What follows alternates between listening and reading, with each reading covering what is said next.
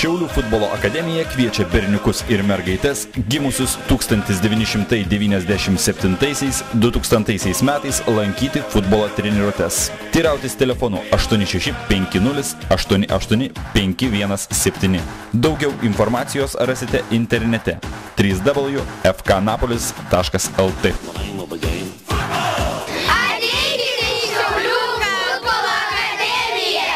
Treneri, lygiosios tikriausiai ne tas rezultatas, kuris tenkintų šiandien šios dienos rungtynėse.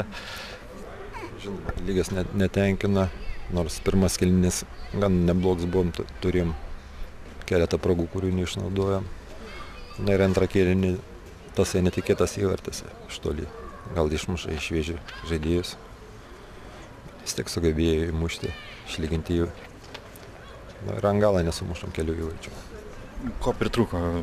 Meistriškumo aikštė prasta? Meistriškumo gal daugiau.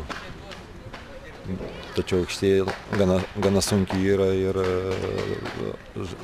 aplygina abi komandas. Čempionate liko žaisti 4 rungtynės. Kokie dar tikslai? Tikslai yra stovėti aukščiau už Atlantą komandą. Tikriausiai viskas spręsis kitose rungtynėse? O, taip. Lygiosios tikriausiai jūs šiose rungtynėse tenkina? Taip, mes kiekvienas rungtynės nusiteikėm pergalį, bet šiandieną lygiuose mes esam patenkinti. Kadangi žaidė mūsų šiandieną komanda truputį silpnėjus, nes mūsų komandos 13 žaidėjų šiuo metu atstovauja Lietuvos U19 rinktinį. Taip, kad patenkinti. Ir kaip vertinate rungtynės? Žaisti tikriausiai buvo sunku? Na, pirmą kartą žaidėm tokioj sunkioje aikštėje. Tikrai aikštėje labai davė daug savo tokių korektyvų žaidime. Praktiškai futbolą žaisti labai sunku, čia tik tai dvikovos ir labai primityvus futbolas tokioje aikštėje.